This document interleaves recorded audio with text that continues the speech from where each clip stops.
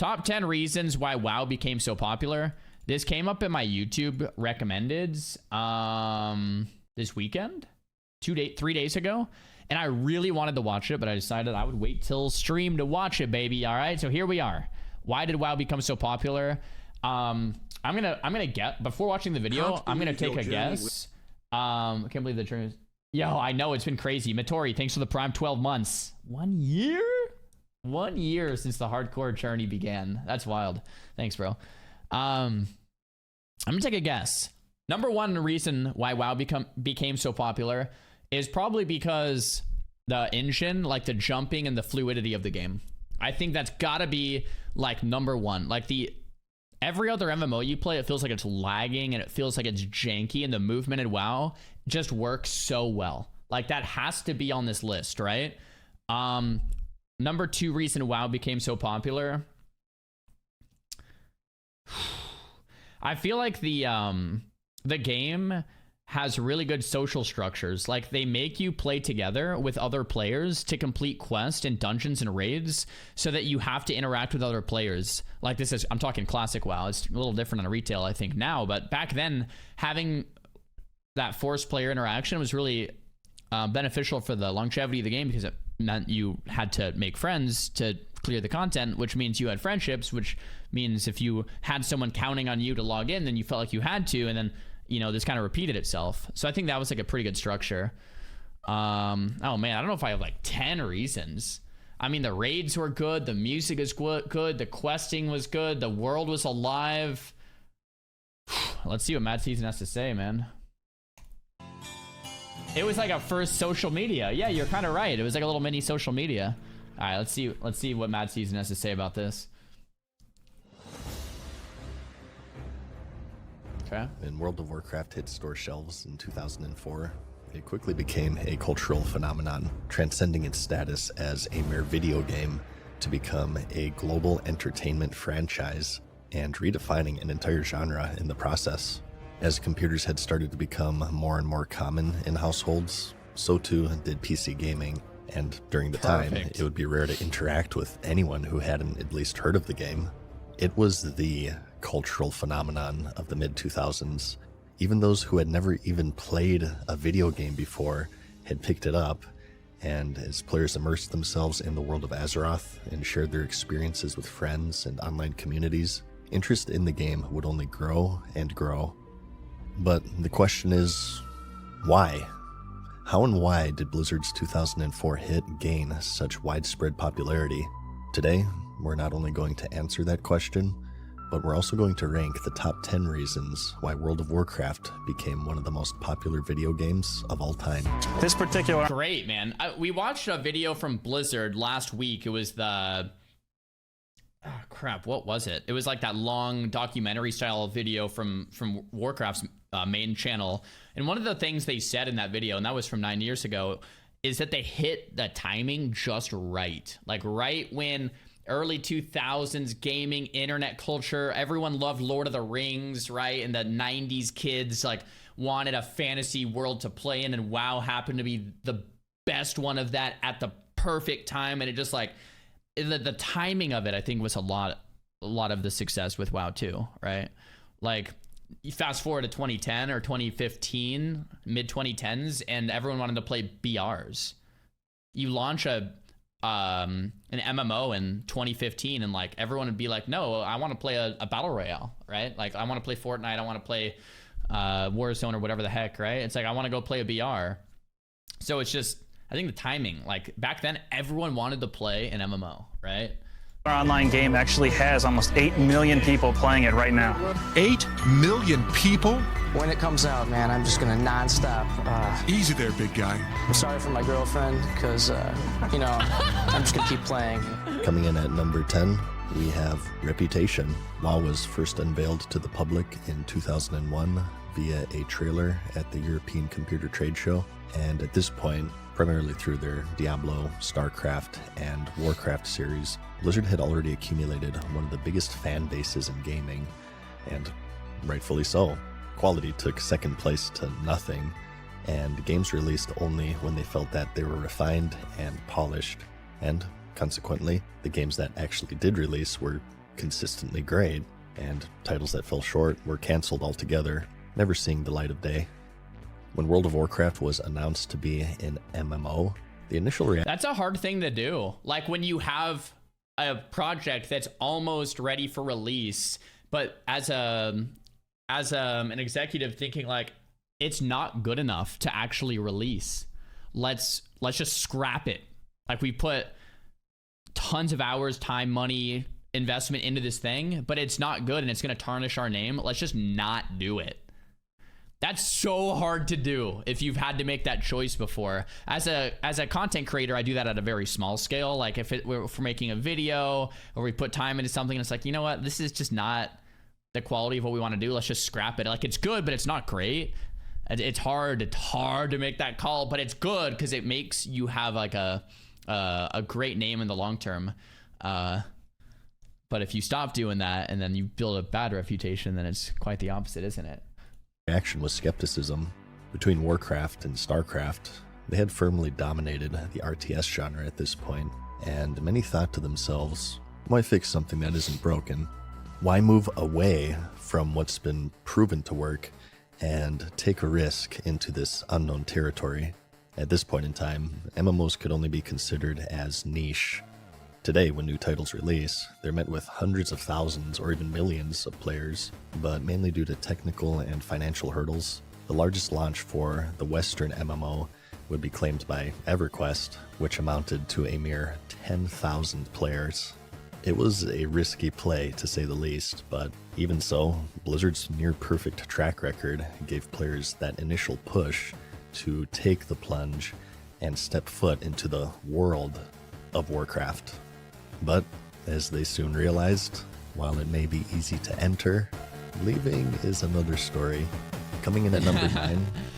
All right, before we go to number 9, I think reputation does have a lot to do with it, and that's why, personally, like, you look at, game studios, and you look at their track record for, like, how excited you are for the next releases, right? And Riot has announced they're releasing an MMO, although they pushed it many, many, many years down the road, so we won't be able to play it for a long time, if it ever comes out. But Riot is making an MMO, and I'm very excited for that. For the same reason that Mad Season just said people are excited about Warcraft back in early 2000s. It's like, I actually trust them as a studio to make something awesome, right? And it's a little different than what they've done, but hey, they've proved they can do it with League of Legends, kind of copying Dota, and then Valorant copying like Overwatch or Counter-Strike, but doing a good job. And then TFT, I'd say that's pretty successful kinda too. I mean, I don't follow the scene, but whatever. So like they've proven they can do it with other genres. Can they make an MMO? Maybe not, who knows? But I'm excited to see if they can. So it'll be like the first, I don't want to say like first actual contender, but maybe it is like the first actual contender to WoW. Like, I know every couple of years someone goes, oh, a new WoW killer comes out, and it's just like never the case. But like, I feel like this is WoW's first contender in a long time, like first real contender in a long time. No, not the Lord of the Rings, not WildStar, not like, I'm talking like real AAA, okay, I'm quadruple A, like real contender. Like Riot is doing like that. Blizzard should actually be like, okay, we have some competition here. Isn't it canceled? It wasn't canceled. It was pushed like indefinitely in the future, which maybe it'll get canceled then. But hey, oh man, a boy can hope, man. A man can hope, I guess. Please, Riot, give me the game. We have addiction. Teenager hooked on violent computer games. He's playing them an incredible 16 hours a day. His mother says his personality has changed and that he's become moody and violent, and his addiction is tearing the family apart. Flash, fantasy, and fixation are the features that contribute to the addiction that millions You guys are saying only 16 casual? cannot shake for an online game called World of Warcraft. It's very addicting. There's so many things you can do. RPG games, by their nature, can be a pretty addicting genre. The thought of slowly but surely progressing a character day by day is enough to keep most people hooked. But introduce a competitive multiplayer aspect to it, with challenging group-based content to clear, as well as friends to meet and spend time with. MMOs today are known for their addictive nature, and along with games such as Ultima Online, Computer addict. EverQuest, RuneScape, and more, World of Warcraft was at the forefront of discussion of video game addiction. It was this online, virtual, persistent world with its own community, and some would even spend more time in it than their own actual mundane lives. It's unique in the sense that it just never ends. In a typical RPG, no matter how addictive they may be, players are eventually met with an ending credits and a thanks for playing in an amount of time that's equal to how hooked that they got. There's this safety mechanism in the sense that the more time they invest, the more quickly it's over. But in MMOs, there is no technical finish line. The experience is really what you make of it, and with content being consistently added through patches or expansions, the safety mechanism is removed as there's now always something to do. I think this was when I was a kid, I instantly loved playing RuneScape because of that. It's like, oh, I can just continue playing. I don't feel like I'm wasting my time because in a week I don't beat the game. I'm gonna continue playing the game, and I'm constantly working towards something and building friendships and building gold so that I can buy things and leveling up my skills and doing these quests. I'm in a world that I'm actually progressing and I'm not just wasting my time. Then in WoW, I felt the same way. And when I started playing other games for the first time, like playthrough games, it was hard. I felt like I was wasting my time. I'm like, well, I'm just gonna beat the game and then I'm gonna quit. So that's stupid. What a waste of time. I'd rather spend all my time in WoW where it's at least gonna amount to something later on. I know it's kind of a logical fallacy because WoW's a video game too, but I don't know, maybe some of you guys have felt that way in the past. Having said all of that, I was thinking about this just last week, and it was the idea that maybe WoW has less subscribers now, even though there's some really cool products and stuff coming out. But a lot of the 90s kids that played WoW growing up wanted a game like that. You could pour an infinite amount of time in, and it was never really going anywhere, and there was never an ending or a loading screen. You just played the game as much as you wanted. But the 90s kids are all in their 30s now, or 20s, 30s, whatever, and now they almost want a game that respects their time a bit more, and that they almost want a game that ends. So game of the year last year, was it 2 years ago already, was Elden Ring. Oh yeah, game of the year last year was Baldur's Gate, and game of the year before that was Elden Ring. And you think of these game of the years, it's well, why are they games that finish? Why are they games that end? Not always, but a lot of the times. Wait a minute. Is it because the consumer for games is for the MMO style of games that we liked as kids? Maybe that consumer is to the age where you almost want a game that ends. You can pour a bunch of time in, have fun, and then say, I did it, I beat it. It's almost like watching a movie. You can watch the movie, enjoy it, and then it's over, and you can look back saying, that was a great experience, but I can get my life back together, and I can, continue doing what I need to do. I have responsibilities, wife, work, whatever it is, job, blah, blah, blah. And you can have a happy memory and look back on it and be like, that was great. That was a good use of time. I had fun. But with a game like WoW, it never ends. It's hard as you get older. It's well, I almost want it to end. I want that fail safe, that hard stop, so to speak, so I can actually play the game, enjoy it, be done, move on, and then think that, well, that was great, which is the opposite thing we wanted. Okay, I shouldn't say we. I don't want to speak for everyone. That's the opposite of what I wanted. 20 years ago now, or 20 years ago, 2004. But now I'm as I get a bit older and still enjoy games, it's oh yeah, it would actually be kind of nice to play a title a couple times a year, play it, have a fun time, have it come to a definite end, and then kind of go from there, and then play the next DLC when Elden Ring DLC comes out in 2 months from now, or when is Baldur's Gate gonna get DLC? Probably. Fallout, another great example from Bethesda. Stuff like that. Dungeons, raiding, PvP, gold farming, ERP, and if you felt like you've done it all, you do it again on another character. It's a veritable online theme park that only grows, which leads us to number 8.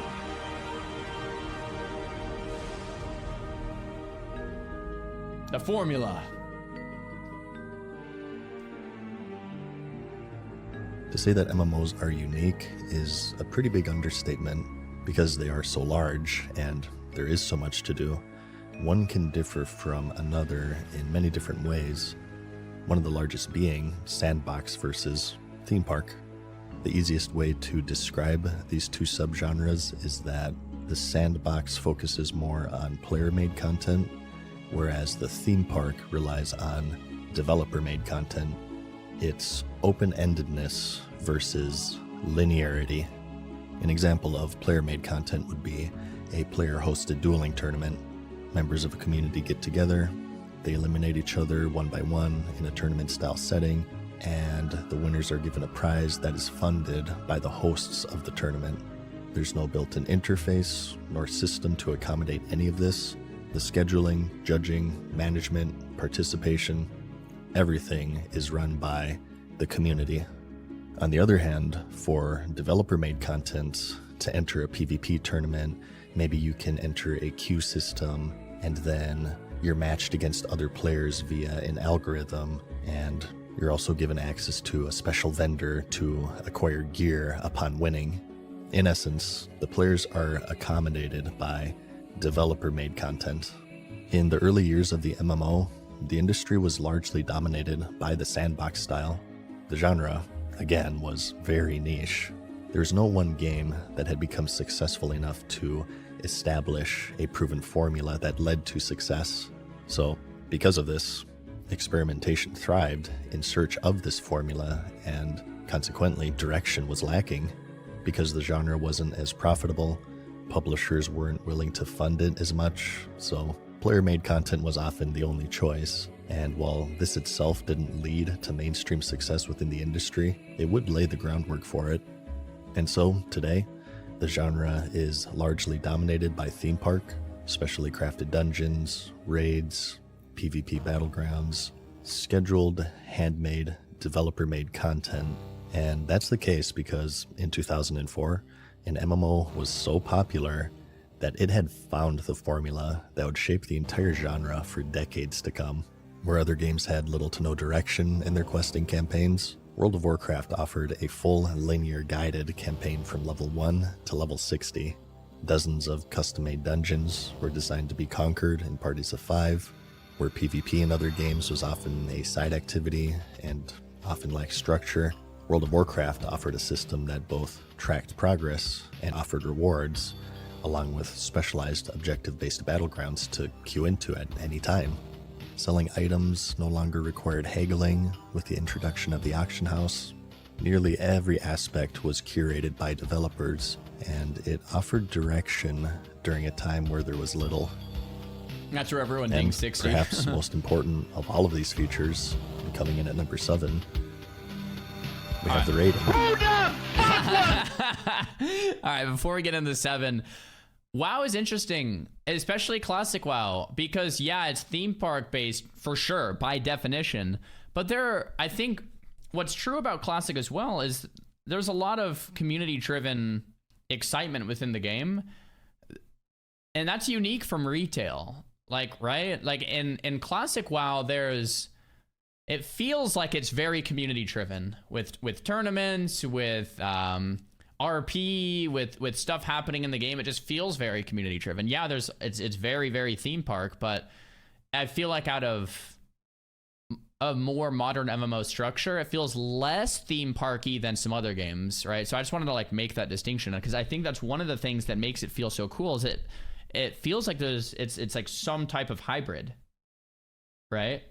Of theme park and community driven. That whelps left side, even side, many whelps. Now handle it.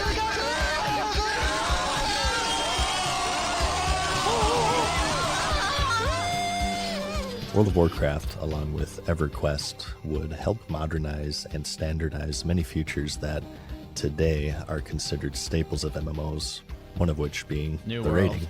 Since the dawn of RPGs, you've had cannon fodder and bosses, some big bad that's in charge of the operation who provides a more formidable challenge, and of course, greater rewards. The same was true in MMOs prior to World of Warcraft, of course. but they were often out in the open world having lengthier respawn timers, so for guilds to kill these bosses and to collect their loot, they would have to race against other competing guilds for kill credit. Because of this, endgame activity as a whole was extremely exclusive and competitive, and it often required scouts to camp spawns for hours on end and alert their guild whenever something spawned so they could all make a mad dash and be the first to form. Now, World of Warcraft wasn't the first to implement instanced raiding.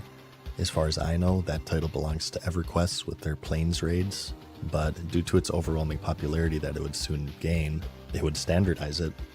These raids had a unique ID for each guild and were completely private, resetting on a few day or weekly basis, which allowed people to schedule accordingly and clear it on their own time. On its release, this was the quality of life feature of all quality of life features, and it opened up the entire endgame to a much more casual audience. And not only that, but the bosses themselves were much improved. Today, these early raids are often seen as archaic and outdated compared to modernized raiding, which is true, but at the time, in a genre where raid bosses often amounted to a unique model, higher health, and more damage, they were a cut above the rest. Even having one or two mechanics was considered advanced at the time, and this combined with instance raiding would quickly become one of the game's biggest draws. As players cleared these raids, word of their conquest would spread. Well, I think what people forget is like the internet wasn't the same, right? We didn't have streamers, we didn't have YouTube guides, we didn't have Wowhead for every boss. You had Thoughtbot, but it wasn't the same. And like when you went to Molten Core and you pulled, oftentimes it was like, all right, let's pull and see what happens. And then you don't do the one mechanic because you didn't know there was one mechanic, and then you all wipe from that one mechanic, and then you all have to res and then rebuff, and then, you know, if there was any consumables, which most people didn't bring, and then you try to figure it. Like it was hard because you were it was unknown. You were ignorant, right? You didn't have the information we do.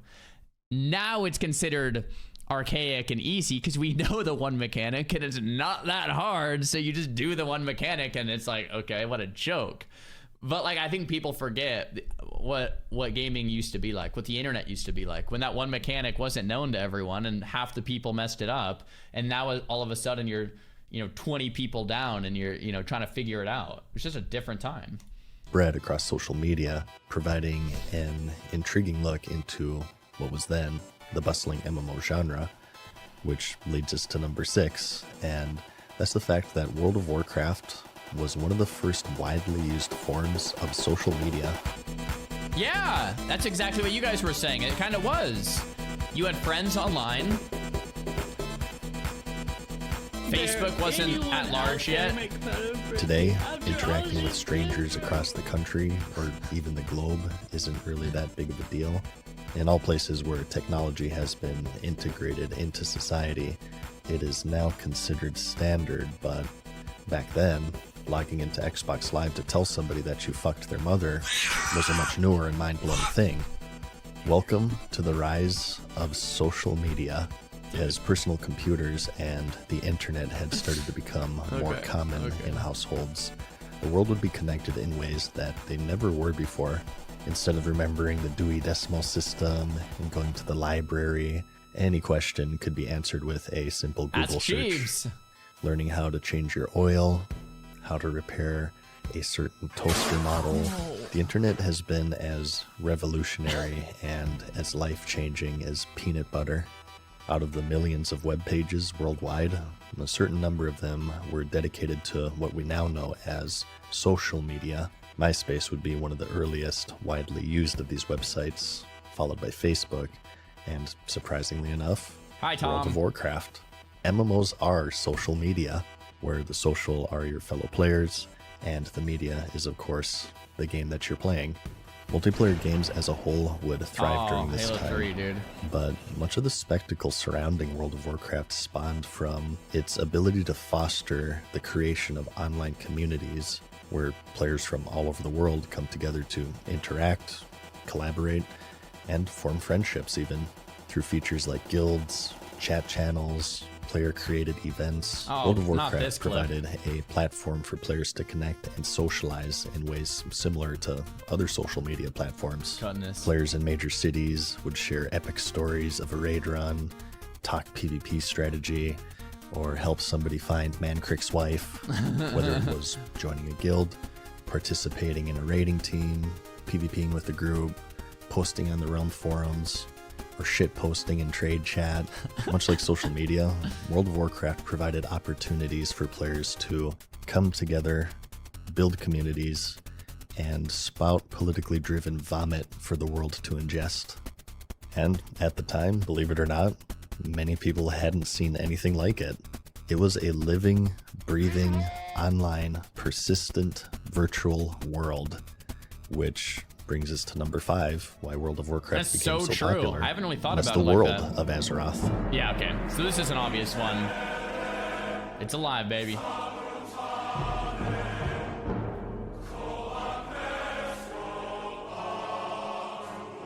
Second, perhaps only to the actual gameplay, is the environment in which players explore. But a massive world was something that World of Warcraft didn't invent. The MMORPG genre at this point was largely defined by their immersive and expansive worlds, in fact. These other realms that existed persistently, where even after you logged off, there's something happening in every corner. This alone would do much to immerse players into these virtual lives, if you will. What changed since I last logged in? I wonder what level my friend is. Did they run that dungeon yet? Is there anything new on the auction house? Is that new raid open? It was unique and fascinating at the time, and the World of Warcraft didn't invent it. They certainly improved upon it. With over 40 zones, dungeons, several major cities on its release, the sheer enormity of the world was as intimidating as it was varied, featuring lush forests, towering mountains, barren deserts, and mysterious dungeons. Each zone was meticulously designed with unique aesthetics and themes, offering players this great sense of exploration and discovery. And Season perhaps of most discovery. innovative of all, most of these areas were fully explorable without the need of loading screens. Something that you don't True. really think of today, but back then, while other MMOs had these True. large worlds, due to technical limitations, they would all be held within their own instance, and requiring a loading screen when traversing from yeah. one to another. And consequently, what would suffer, perhaps one of the most important elements of MMOs, was immersion. Yeah. It's so important for the genre. You want the player to feel like they're part of this world and community, and nothing breaks that more than this loading screen every time Yeah. they traverse between zones. So while World of Warcraft would have these between the two continents, Eastern yeah. Kingdoms and Kalimdor, and also through dungeons and raids, every area was accessible without the use of a loading screen, which Very was true. extremely innovated, and it allowed players to travel between these extremely varied environments. Man, that's something I didn't even really think about. But yeah, when you run from like Stranglethorn Vale up to like through Westfall up to like Stormwind, if you take the tram to like Ironforge, there's a loading screen. Wait.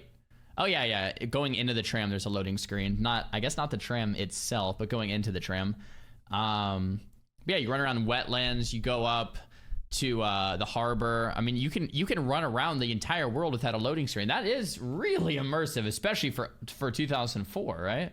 Seamlessly. You could go from the snow-capped peaks of Dunmorrow to the forested Loch Modan. Right. Just like that. And it really made for an immersive and unique experience. And it was something that was only made possible by the next item on our list, which is its graphical style. Yep.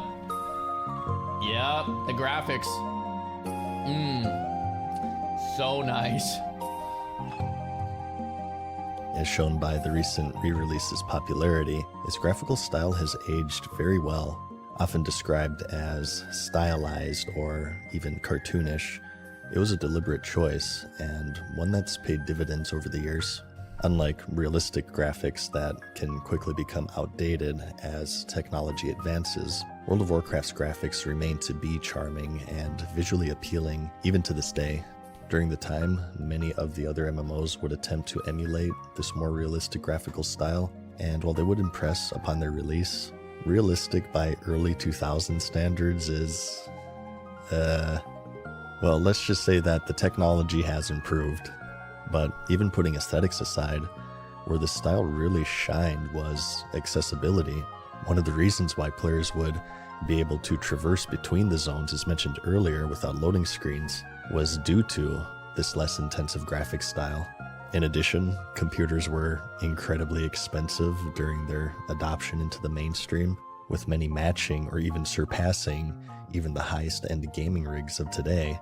And that's even with inflation and Big Mac meals costing over $17 Oh my gosh. But I digress. Bro. But combining this with the unorthodox monthly subscription that the genre commanded, there are many barriers keeping the MMO genre from breaking into mainstream popularity. So by going for this more relaxed graphical style, they would minimize one of these barriers standing in between the players and the game.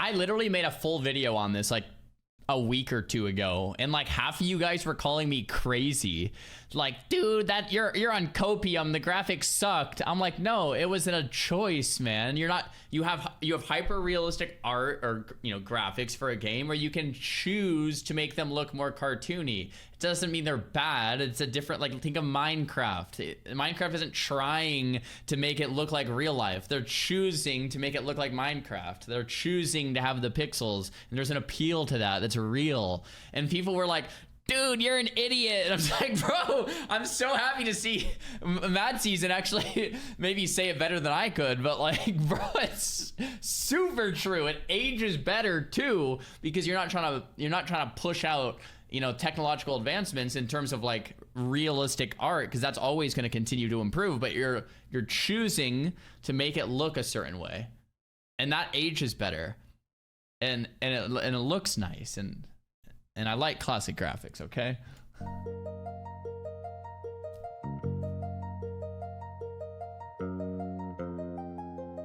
That community, that's us, guys. That's us. Coming in at number 3, we have the community. Owing to number 6 on the list, World of Warcraft on its release was a very social game. To hook players, you have to immerse them, and one of the most effective ways of doing so was to give them the feeling that they were living in this online society. This virtual ecosystem of recognizable names, guilds, cliques, groups, and to encourage interaction in many different levels. Yeah. Whether it be mob tags only sharing in groups, group quests, dungeons, raids, crafting reagents made by other professions, making the most efficient way to farm honor to be through group play. To do much of the content within the game, it would require the aid of other players. And this would serve as a push for people to make friends that last even to this day, nearly 20 years later. And on this front, for many, it would become more than a game. It would become the nerd equivalent to meeting up at a bar on the weekends to stay in touch with friends. The only difference being, instead of slaying Poon, you were slaying dragons. Really? And we go there. Even as the game ebbed and flowed over the years in its quality and popularity, what would keep many around was the simple fact that it was a convenient way to spend time with friends.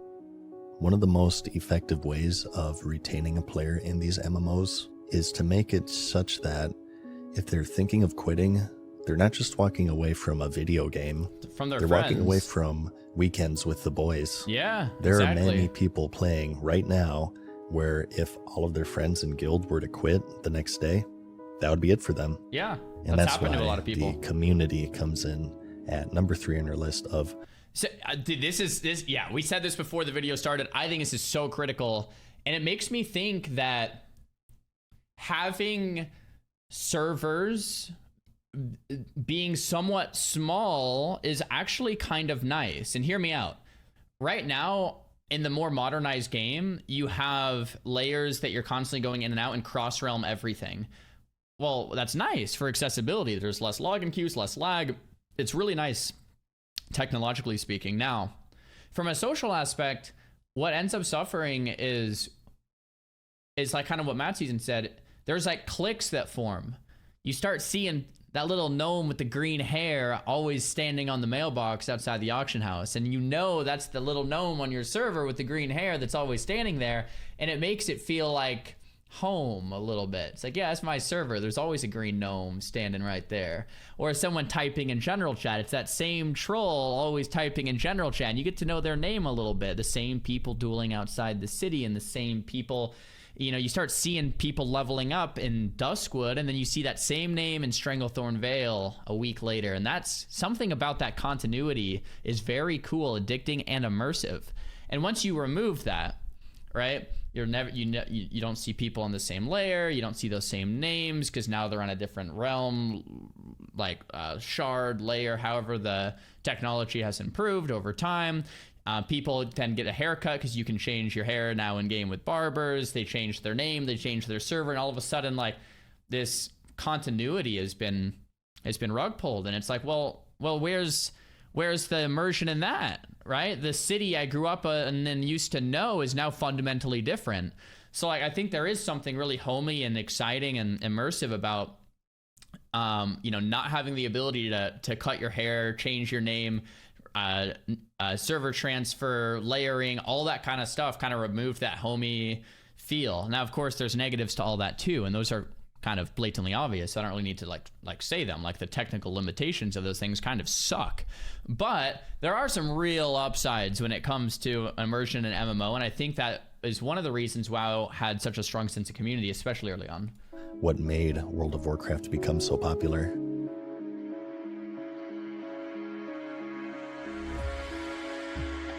Whew, some burst, baby.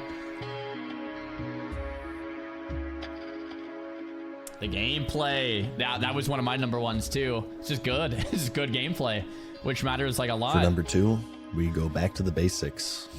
The gameplay. Yeah. Addiction, theme park, raiding, community, graphics, social media, whatever. It means nothing if the gameplay sucks, and this is where World of Warcraft would truly dominate the genre. It just felt good to play, to pop recklessness and then just brutally butt blast horde vermin, then send them back to Durotar. It appealed to everyone. That's one way to say casual, it. hardcore, and everyone in between by offering this blend of accessibility, depth, and engagement, and it would keep them hooked for years. It was designed to be easy to pick up and play, even for newcomers to the genre. The basic mechanics such as targeting enemies, using abilities, or managing resources like health and mana were straightforward and intuitive, and it allowed players to jump right into the action without feeling overwhelmed by the complex and confusing systems that dominated the genre at the time, and while at the same time offering a surprising amount of depth and strategy. Each class had a unique set of abilities and playstyles, which allowed them to experiment with different approaches to combat, whether it be tanking, healing, or damage dealing, with some classes being able to switch between all three with variable success, while a basic understanding would get them along simple things such as questing and leveling.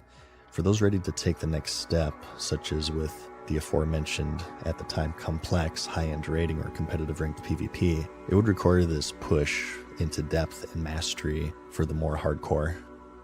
But gameplay doesn't just mean combat, it's everything, such as progression. World of Warcraft on its release was extremely effective at giving players the feeling of progression mentioned in the addiction segment. With each level past 10 came a talent point.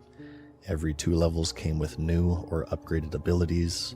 Level 40 came with a mount, and each level also opened up these new and exciting zones and dungeons, or higher level gear to equip, whatever. No matter how fast or slow a player was, they logged off feeling like they had accomplished something. And it's something that you only really truly appreciate once you don't have it, and many would realize just how good the gameplay felt when they dabbled into one of the many WoW killers that would challenge its reign, such as Warhammer Online, Age of Conan, Star Wars The Old Republic. Games that released years and years, or a decade after, just couldn't seem to hold a candle to World of Warcraft's finely tuned gameplay, which comes in at number 2, and is trumped by only one other.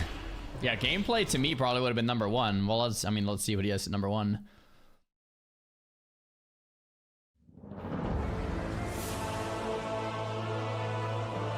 Ease of access. Okay. I mean, there's a monthly sub fee.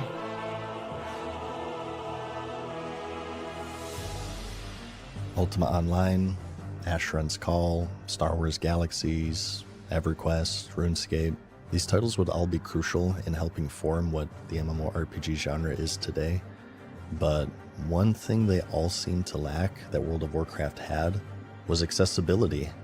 Where other games had you invest stat points of unknown function or usefulness right at character creation, World of Warcraft gave you 10 levels to get a handle on the game before giving you your first investable talent point, which could later be refunded. Where other games had harsh penalties to dying, such as XP loss or permanent character death, World of Warcraft simply required a corpse run and a repair bell. I see. Where other MMOs required boss camping and racing other guilds in order to participate in the endgame, World of Warcraft again offered private instanced raids to be cleared at the guild's convenience, where other games offered these very convoluted and intricate ways of character progression. World of Warcraft offered a very simple and straightforward system that felt intuitive and less intimidating, and it goes on, and all of it was capped off with this fully curated, guided linear campaign of quests that took players all the way from level 1 to level 60 in a sea of extremely harsh penalties for dying, unintuitive systems, lack of direction, high-end graphics requiring expensive computers to run them. World of Warcraft offered the opposite. Its ease of access has played a very crucial role in its popularity by making the game much more approachable and appealing to a broader audience. I think this is a great point. I don't know if I would put it number one above gameplay myself. I feel like gameplay is so fundamental. It's just so key. If the gameplay was any different, the engine felt any different, if it was clunky, if it wasn't fun, like WoW would not have the same success. I feel like for me, I'd still put gameplay number one. I think this is definitely worth putting on the list of 10. I just don't know if I'd put it in the number one spot. It's very important that players, it feels easy to get into and it's hard to master, right? It's easy to get into though. It's like, this makes sense. It's intuitive and it's not too punishing and it's welcoming for people. That's a very good point. I just don't think I would have put it above gameplay myself. While at the same time, providing a fascinating online community where players can come together to explore, socialize, and embark on epic adventures in the world of Warcraft. Thanks for watching my video. Let me know what you think, if I missed anything, or maybe you would order these differently. Obviously, it's a very subjective thing, but I think I covered the highlights here. Aside from that, I didn't announce this yet, but memberships are now active on my channel, which give you a few different perks such as early access to these videos and some emotes and badges and whatnot. So check that out if you want some extras or if you'd just like to support me and my endeavors on here. And just expect a lot of videos in general. I've been really motivated video-wise lately, so 2024 is going to be the year of the mad season, so yeah, look forward to that. Hey, great. Regardless, like the video if you liked it, because I will see you in the next one. Peace. W, what a great vid, boys. What a great vid, boys. There it is. Well, I guess like two of them right. Like two of my guesses were like top 3, right? So, hey, but I guess I didn't get any of the other ones like at all.